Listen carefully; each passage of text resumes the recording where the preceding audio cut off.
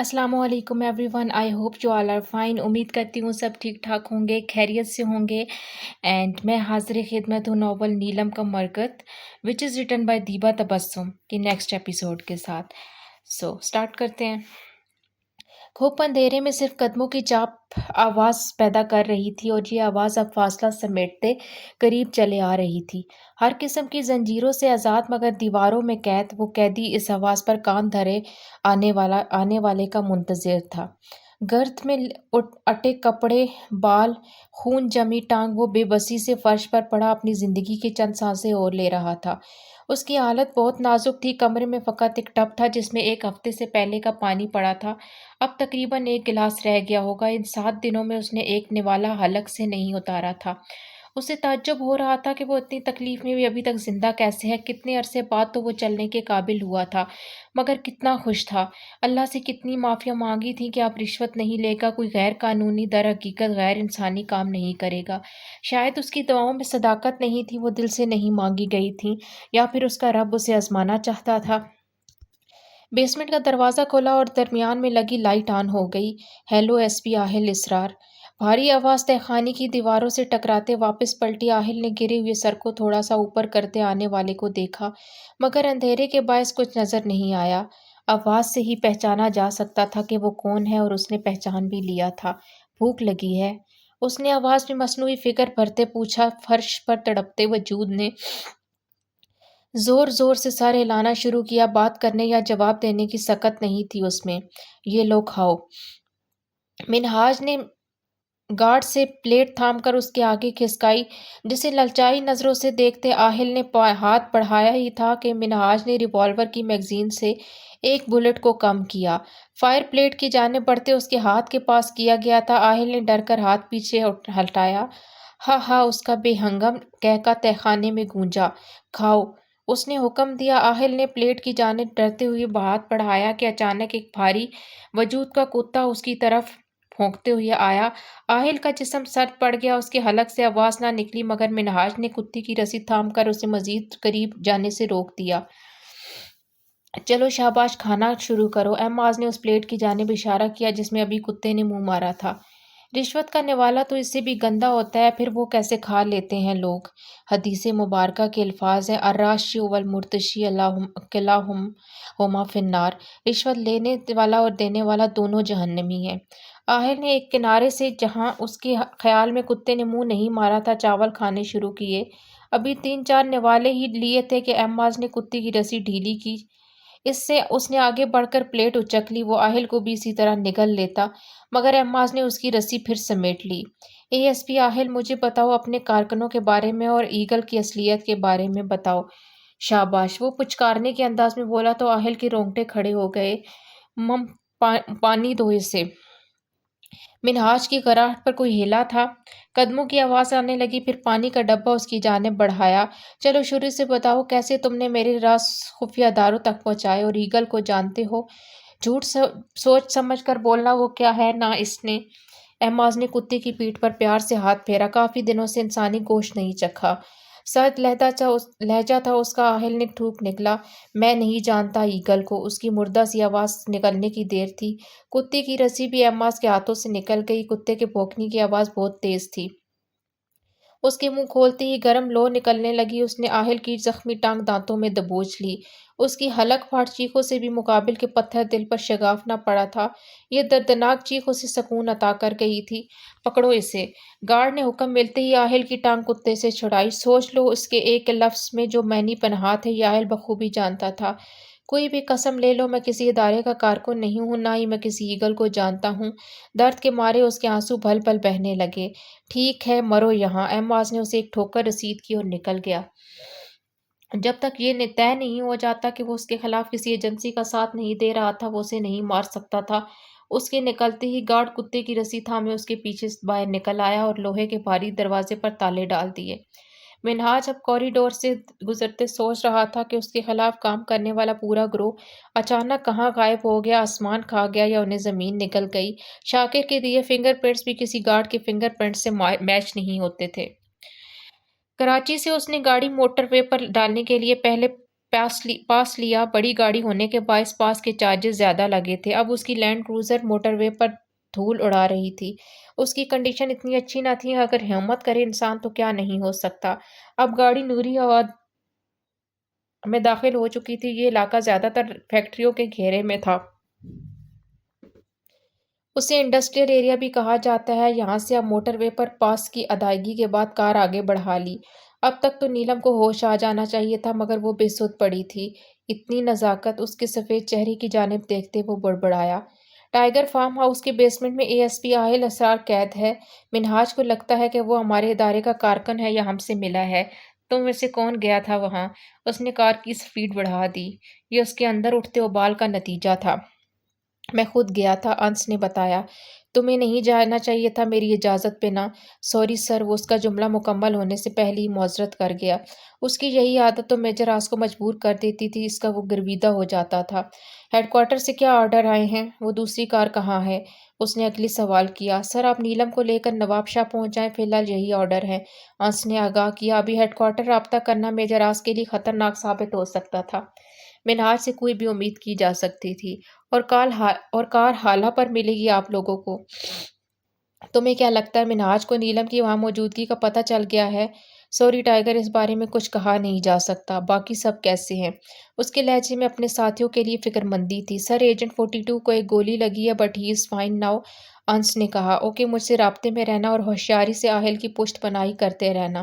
منہاج اسے کوئی نقصان نہ پہنچائے، اور پتہ لگاؤ کہ اسے نیلم کی موت کا کتنا یقین ہے، اور یہاں شاکر کا سیل فون نمبر حاصل کر کے ہیڈ کوارٹر رپورٹ سینڈ کرو۔ شاید اس کے موبائل ڈیٹا تک رسائی ممکن ہو جائے۔ حیرت کی بات ہے اس کے پاس سعودیہ کا پاسورڈ کیسے آیا؟ بہت تیز اور شاطر دماغ ہے وہ، تم ہوشیار رہنا۔ وہ تیز تیز بول رہا تھا جب اچانک نیلم کے وجود میں جنبش پیدا ہوئی تو اس نے رابطہ منقطع کیا۔ کراچی سے اب حیدرآباد آ چکا تھا۔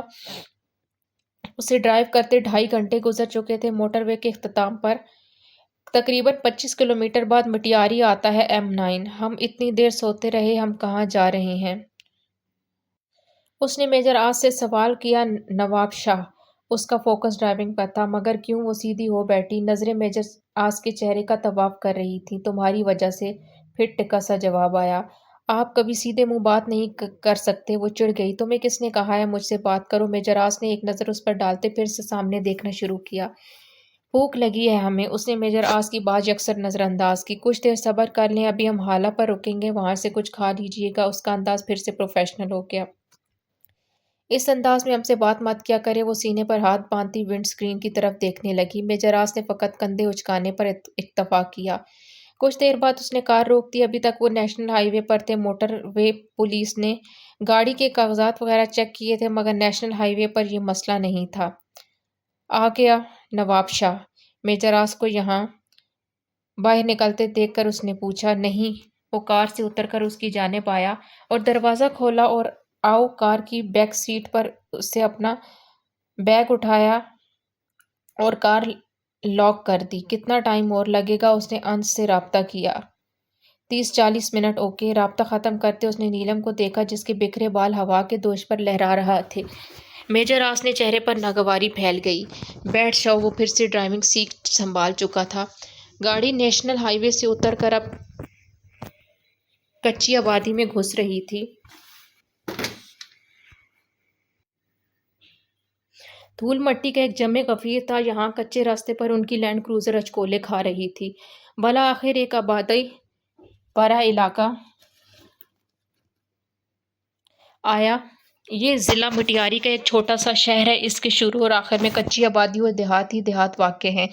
وہ ابھی درمیانی علاقے میں تھے جسے حالہ اولڈ بھی کہا جاتا ہے اور شہری علاقہ حالہ نیو کہا جاتا ہے، جس کی بنیاد 1800 میں مختوم میر محمد نے ڈالی۔ حالہ سندھ کا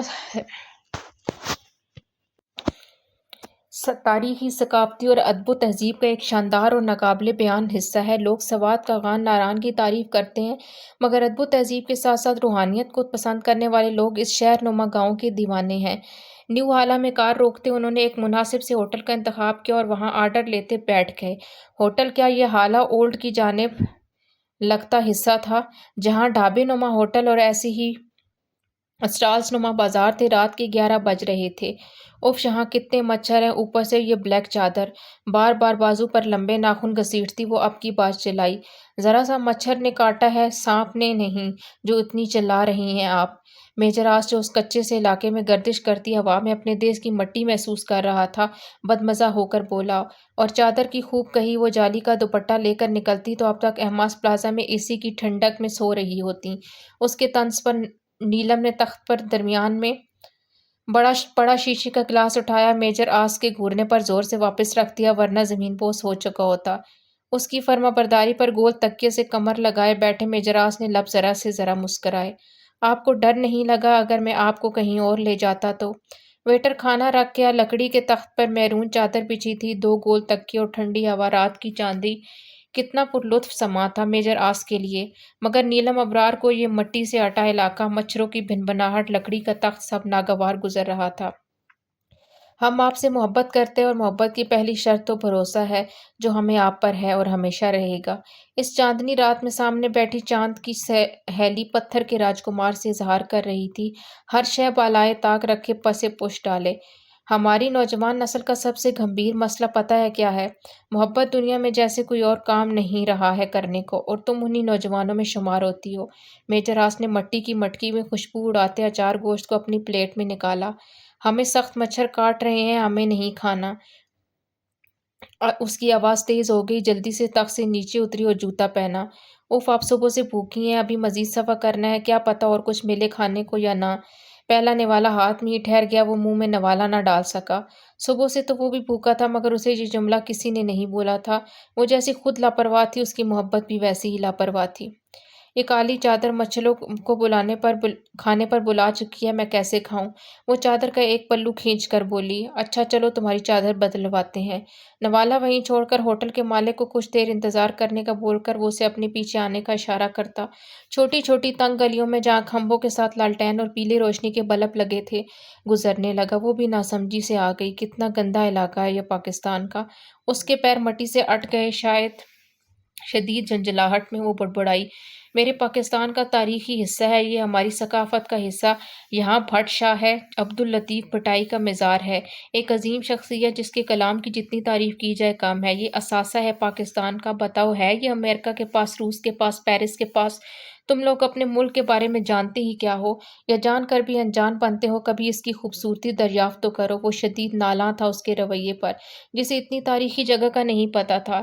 نیلم سر جھکائے اس کی لان تان سنتے آ رہی تھی۔ جب وہ رکا، اس کا سر میجر آس کی پشت سے ٹکرایا۔ میرے بابا پتہ ہے پاکستان کو کیسے ڈیفائن کرتے تھے؟ ایک نظم انہیں میں نے لکھ کر دی تھی، الفاظ ان کے تھے، بس جمع کیا تھا میں نے جب میں 15 سال کا تھا، میٹرک کے امتحان دیے تھے میں نے۔ پھر بابا کی سالگرہ پر انہیں یہ نظم لکھ کر دی تھی۔ وہ اس کے ٹکرانے کا نوٹس لیے بغیر بولا۔ نیلے افق کی چادر سنہری دھرتی ڈھانپے، لش لش کرتے کھیتوں میں دھان اور گندم کے گوشے، پہاڑوں سے بہتا جھرنا بھیگی سرد ہوا ناپے، یہ دیس ہے میرا پاکستان۔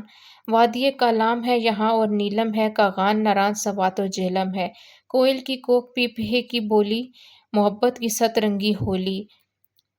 ہمسائے مسافر سب کے حقوق ہے، مہمان نوازی کے الگ شوق ہے، یہ دیس ہے میرا پاکستان۔ یا نہ فرقے ہوں نہ ذاتیں ہوں، پیار محبت کی سب باتیں ہوں، امن کا گیت ہو فختائیں ہوں، مل جو بیٹھے تو ہنسی یادیں ہوں، جن کی بات نکلے سویرا وہی راتیں ہوں، خزاں میں بہار کی سوغاتیں ہوں، یہ دیس ہے میرا پاکستان۔ دشمن کا جو کبھی وار ہوتا ہے، اگلے دن بھی بستہ تیار ہوتا ہے، بھڑکتا ہوا جہاں آگ کا شعلہ ہوتا ہے، دھرتی کے محافظ کا وہیں پہرا ہوتا ہے، جنت کے اس ٹکڑے پر ہر لمحے دشمن کا گھیرا ہوتا ہے، جیسے میٹھے رس پر مکھیوں کا بسیرا ہوتا ہے، یہ دیس ہے میرا پاکستان۔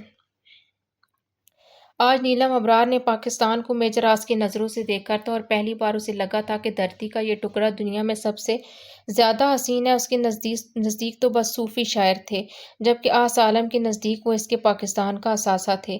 وہ پھر سے چلنے لگا، ایک اجرک کے سٹال پر رک کر اس نے چادریں دیکھنا شروع کی، اور نیلم ابرار نے اس دھوپ چھاؤں موم پتھر سے شخص کو، یہ کیسی ہے؟ میجر آس نے یقوتی اور گرے رنگ کی ایک خوبصورت اجرک اس کی طرف بڑھائی۔ وہ اتنی موٹی نہ تھی اسے اوڑھا جا سکتا تھا۔ نواب اور رکھاؤ والے لوگ جب کسی کو تحفہ دیتے تھے تو عزت دیتے ہیں، اور اس سے پیارا تحفہ کیا ہوگا بیٹی آپ کے لیے؟ دکاندار نے اسے چادر کی ملائمت چانچتے دیکھا تو بولا، جبکہ اس کی تحفے والی بات پر دونوں نفوس کی آنکھوں کا زبردست ٹکراؤ ہوا تھا۔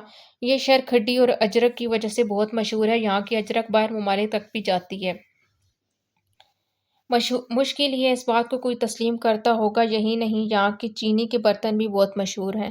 اچھی لگی ہے ہمیں، نیلم نے چادر تھامتے کہا۔ یہ ایک منفرد اور خاص تحفہ تھا، پہلا تحفہ۔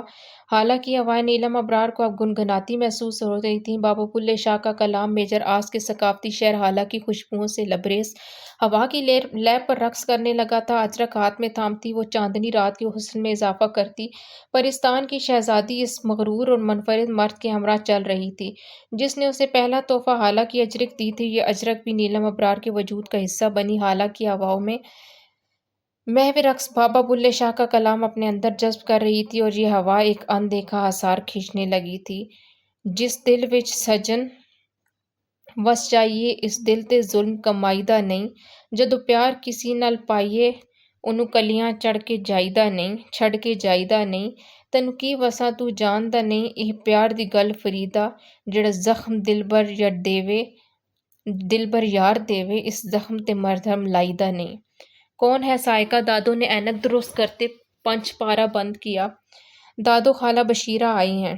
سائقہ نے باہر کا دروازہ بند کرتے ایک عورت کو اندر آنے کی اجازت دی۔ تو اندر لے آنا بچے، دادو پھر سے بولیں۔ جی دادو، آئیں خالہ۔ وہ اپنے ساتھ لیے راہداری گزرتے ڈرائنگ روم میں آ گئی۔ جا اپنی خالہ کے لیے ایک کپ چائے بنا لا۔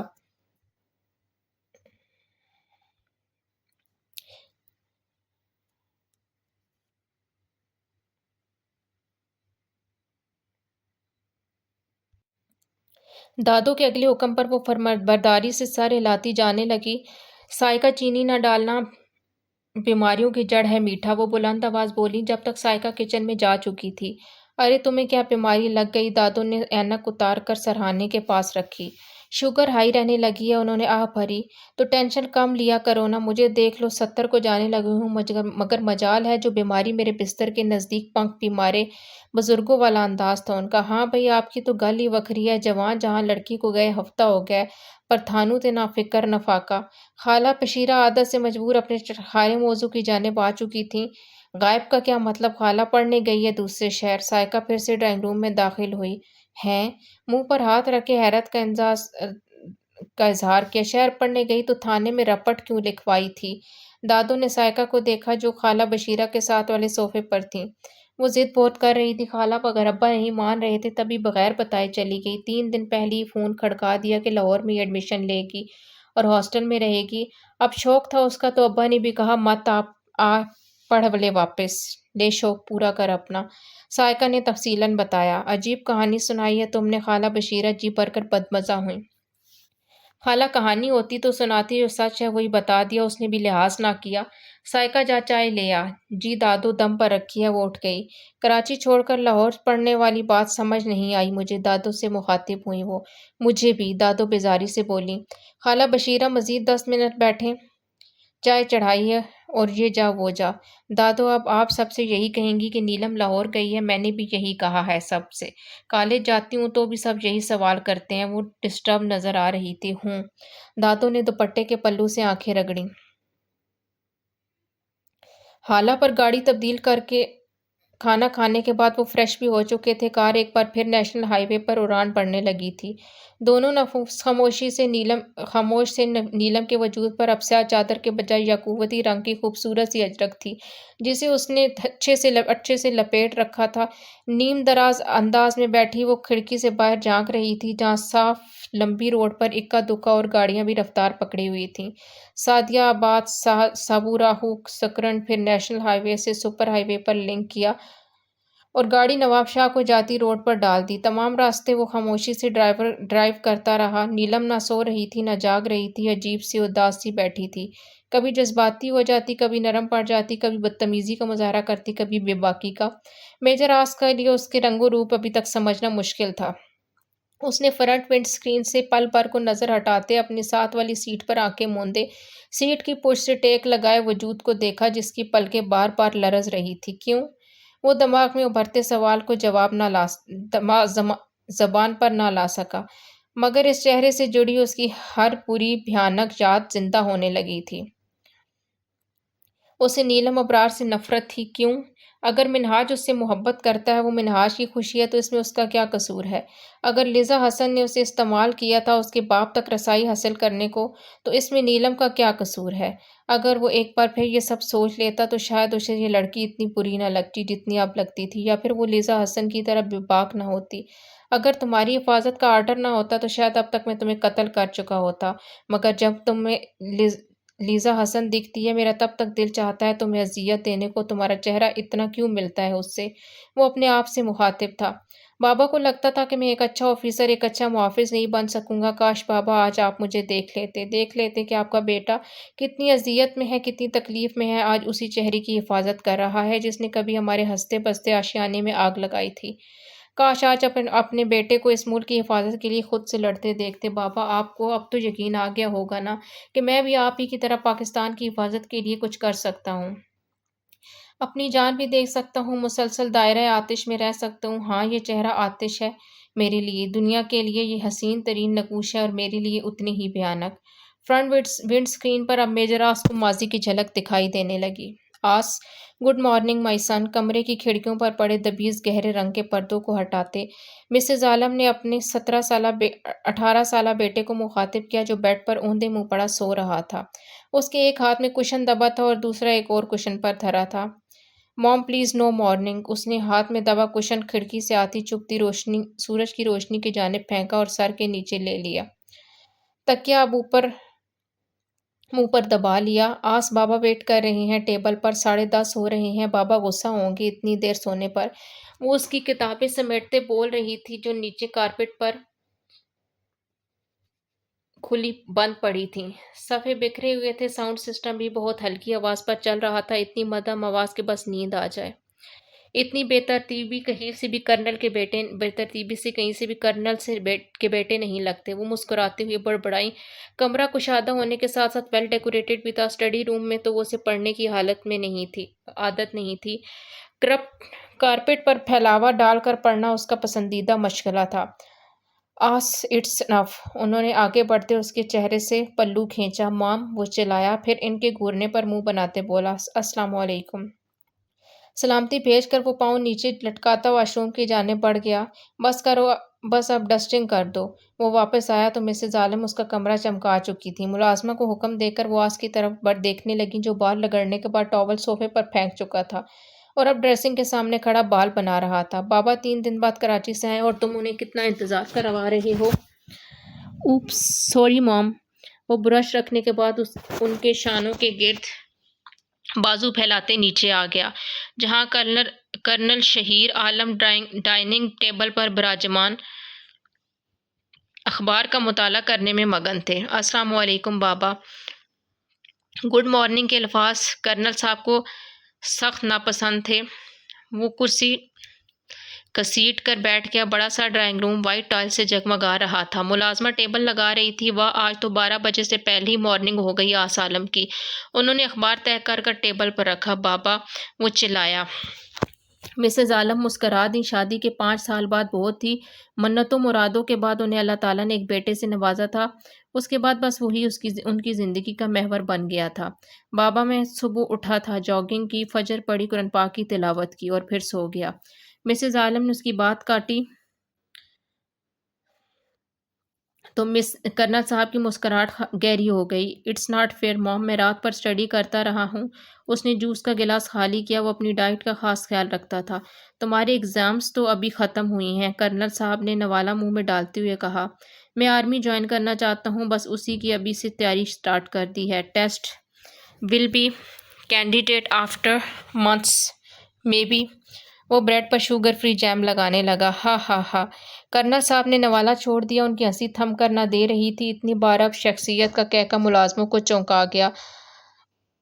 آئی ایم ناٹ جوکنگ ڈیڈ۔ اس کا موڈ خراب ہوا۔ برخوردار، یہ آپ کے بس کا کام نہیں ہے، جس کے روم میں، کالج میں، ایون کار میں بھی ایسی فٹ ہے جو 2 قدم میں اپنی BMW کے بغیر نہیں چلتا، جو 12 بجے تک سویا رہتا ہے، جس سے اپنا ایک کمرہ نہیں سنبھالا جاتا، وہ ملک کی حفاظت کا ذمہ سنبھالے گا۔ بابا، آپ میری انسلٹ کر رہے ہیں۔ اس کے وجیح چہرے پر ناراضگی چھا گئی۔ اینی ویز، آپ آرمی جوائن نہیں کر رہے۔ جو کام آپ مکمل ذمہ داری سے نہیں کر سکتے، اس میں ہاتھ نہیں ڈالنا چاہیے۔ It's not a part of adventure my son. حکمیہ لہجہ۔ بابا، میں آرمی جوائن کرنا چاہتا ہوں، وہ ضدی لہجے میں بولا۔ کیوں؟ ان کے نقوش پل بھر میں بدلے چہرے پر کرختگی چھا گئی۔ تاکہ فیوچر میں سب میرے بیٹے کو بھی کرنل کا بیٹا کہیں۔ وہ ان کا موڈ خوشگوار کرنے کو بولا اور وہ حقیقتاً ہنس پڑے۔ مسز عالم کی بھی ہنسی ڈرائنگ روم میں گونجنے لگی۔ بالآخر اس نے باپ کو منا لیا تھا آرمی میں شمولیت اختیار کرنے کو۔ وائی ناٹ، میں اپنے بیٹے کو مکمل گائیڈ کروں گا۔ دونوں اب ناشتے سے انصاف کرتے فوج کی باتیں کر رہے تھے جب ملازم آیا۔ چھوٹے صاحب، آپ کی دوست آئی ہیں۔ میری دوست کون؟ اس نے ناشتے سے ہاتھ روک لیا۔ لیزا حسن۔ کرنل صاحب نے اپنے بیٹے کا چہرہ دیکھا،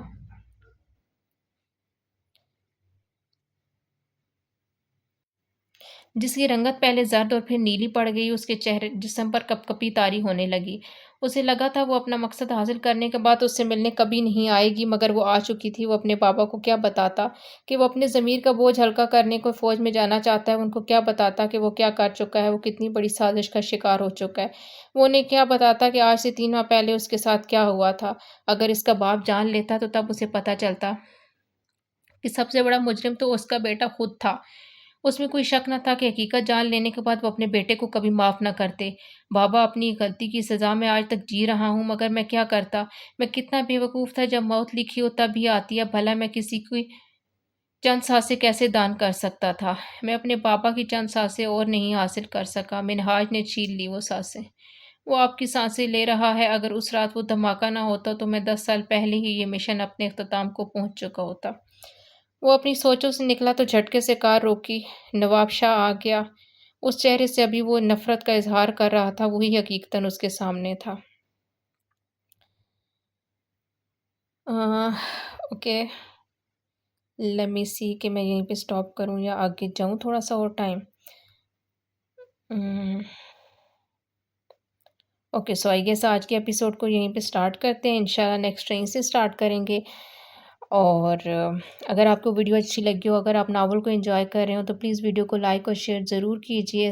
لٹرلی ابھی اس ٹائم پہ میرا گلا شدید دکھ رہا ہے، میں 2-4 ویڈیوز بنانے کے بعد۔ سو اوکے، ملتے ہیں نیکسٹ ویڈیو میں۔ تب تک کے لیے اپنا ڈھیر سارا خیال رکھیے، مجھے بھی دعاؤں میں یاد رکھیے۔ اللہ حافظ۔